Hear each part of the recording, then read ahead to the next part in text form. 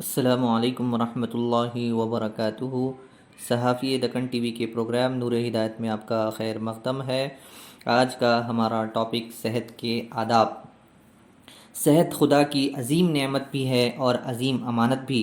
صحت کی قدر کیجیے اور اس کی حفاظت میں کبھی لاپرواہی نہ برتیے۔ ایک بار جب صحت بگڑ جاتی ہے تو پھر بڑی مشکل سے بنتی ہے، جس طرح حقیر دیمک بڑے بڑے کتب خانوں کو چاٹ کر تباہ کر ڈالتی ہے، اسی طرح صحت کے معاملے میں معمولی سی غفلت اور حقیر بیماری زندگی کو تباہ کر ڈالتی ہے۔ صحت کے تقاضوں سے غفلت برتنا اور اس کی حفاظت میں کوتاہی کرنا بے حسی بھی ہے اور خدا کی ناشکری بھی۔ انسانی زندگی کا اصل جوہر عقل و اخلاق اور ایمان و شعور ہے، اور عقل و اخلاق اور ایمان و شعور کی صحت کا دار و مدار بھی بڑی حد تک جسمانی صحت پر ہے۔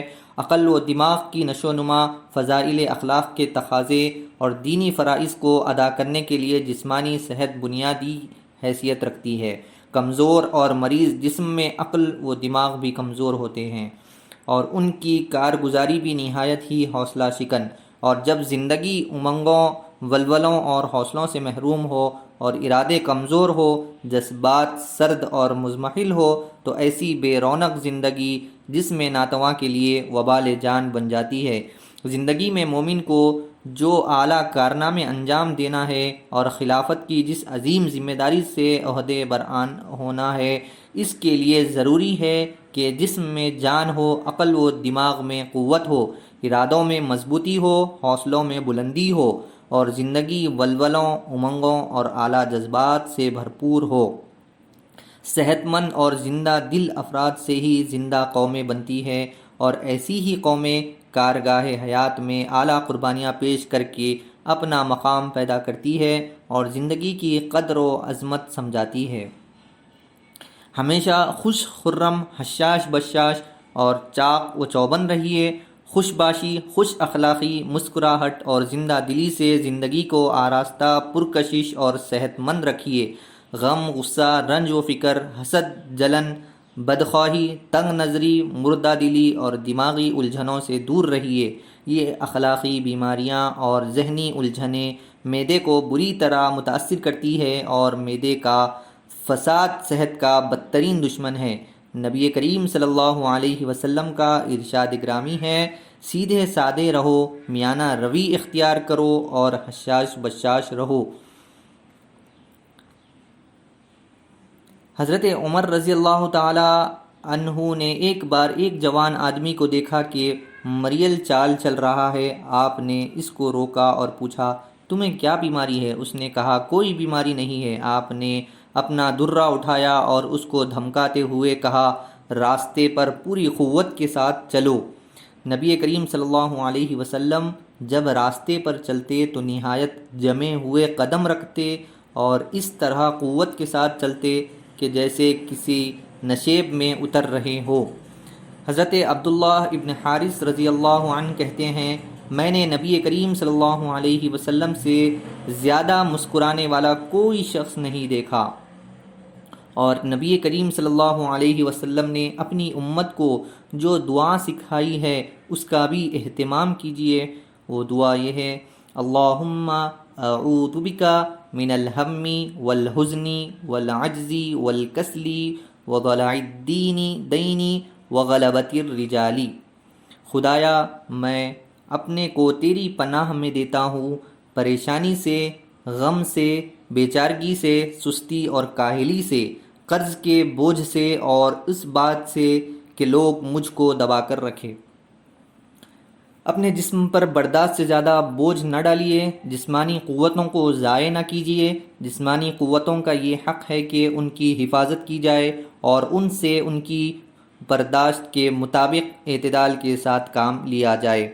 حضرت عائشہ رضی اللہ تعالی عنہ فرماتی ہیں کہ نبی کریم صلی اللہ علیہ وسلم کا ارشاد ہے، اتنا ہی عمل کرو جتنا کر سکنے کی تمہارے اندر طاقت ہو، اس لیے کہ خدا انہیں اکتاتا نہیں یہاں تک کہ خود تم ہی اکتا جاؤ۔ حضرت ابو قیس رضی اللہ تعالی عنہ فرماتے ہیں کہ وہ نبی کریم صلی اللہ علیہ وسلم کی خدمت میں ایسے وقت میں حاضر ہوئے جب کہ نبی صلی اللہ علیہ وسلم خطبہ دے رہے تھے۔ حضرت ابو قیس دھوپ میں کھڑے ہو گئے نبی کریم صلی اللہ علیہ وسلم نے حکم دیا تو وہ سائے کی طرف ہٹ گئے، اور آپ نے اس سے بھی منع فرمایا کہ آدمی کے جسم کا کچھ حصہ دھوپ میں رہے اور کچھ سائے میں۔ ہمیشہ سخت کوشی، جفا کشی، محنت، مشقت اور بہادری کی زندگی گزاریے۔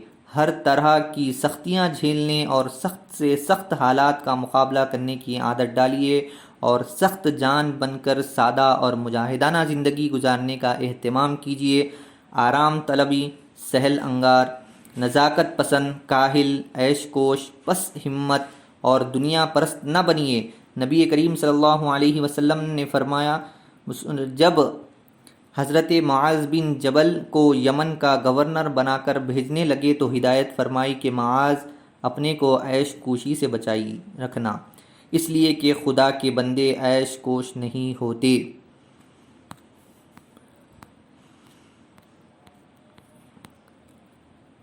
خواتین بھی سخت کوشی اور محنت و مشقت کی زندگی گزاریں، گھر کا کام کاج اپنے ہاتھوں سے کریں، چلنے پھرنے اور تکلیف برداشت کرنے کی عادت ڈالیں، آرام طلبی، سستی اور عیش کوشی سے پرہیز کریں، اور اولاد کو بھی شروع سے سخت کوش، جفاکش اور سخت جان اٹھانے کی کوشش کریں۔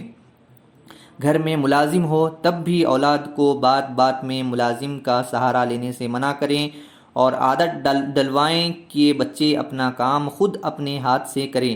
صحابیاں عورتیں اپنے گھروں کا کام اپنے ہاتھ سے کرتی تھی، باورچی خانے کا کام خود کرتی، چکی پیستی، پانی بھر کر لاتی، کپڑے دھوتی، سینے پرونے کا کام کرتی اور محنت و مشقت کی زندگی گزارتی، اور ضرورت پڑنے پر میدان جنگ میں زخمیوں کی مرہم پٹی کرنے اور پانی پلانے کا نظم بھی سنبھال لیتی۔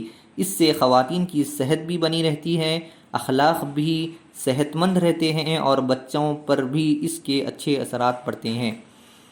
اسلام کی نظر میں پسندیدہ بیوی وہی ہے جو گھر کے کام کاج میں مصروف رہتی ہو، اور جو شب و روز اس طرح اپنی گھریلو ذمہ داریوں میں لگی ہوئی ہو کہ اس کے چہرے بشرے سے محنت کی تکان بھی نمایاں رہے، اور باورچی خانے کی سیاہی اور دھوئیں کا ملگا پن ظاہر ہو رہا ہو۔ نبی کریم صلی اللہ علیہ وسلم کا ارشاد ہے، میں اور ملگجے گالوں والی عورت قیامت کے دن اس طرح ہوں گے۔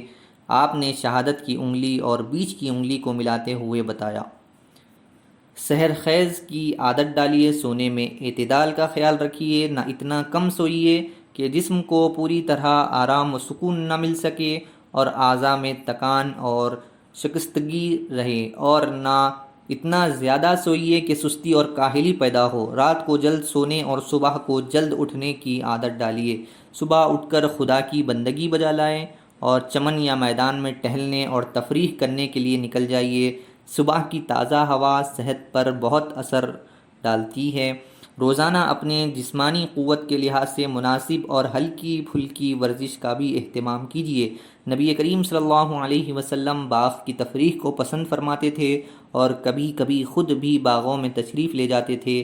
آپ نے عشاء کے بعد جاگنے اور گفتگو کرنے کی ممانعت فرمائی، اور فرمایا، عشاء کے بعد وہی شخص جاگ سکتا ہے جس کو کوئی دینی گفتگو کرنی ہو یا پھر گھر والوں سے ضرورت کی بات چیت کرنی ہو۔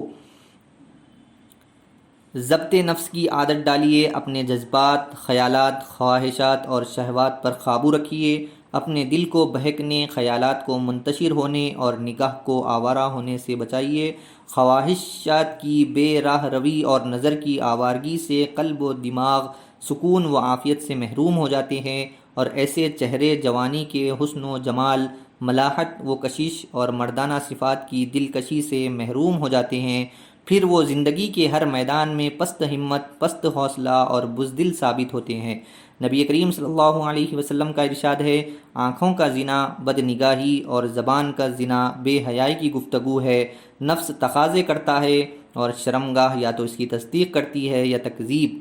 کسی حکیم و دانا نے کہا، مسلمانوں، بدکاری کے قریب نہ پھٹکو، اس میں 6 خرابیاں ہیں۔ 3 خرابیاں تو دنیا کی ہے اور 3 آخرت کی۔ دنیا کی 3 خرابیاں یہ ہے کہ اس سے آدمی کے چہرے کی رونق اور کشش جاتی رہتی ہے، آدمی پر فقر و افلاس کی مصیبت نازل ہوتی ہے، اور اس کی عمر کوتاہ ہو جاتی ہے، یعنی کم ہو جاتی ہے۔ نشہ آور چیزوں سے بچیے۔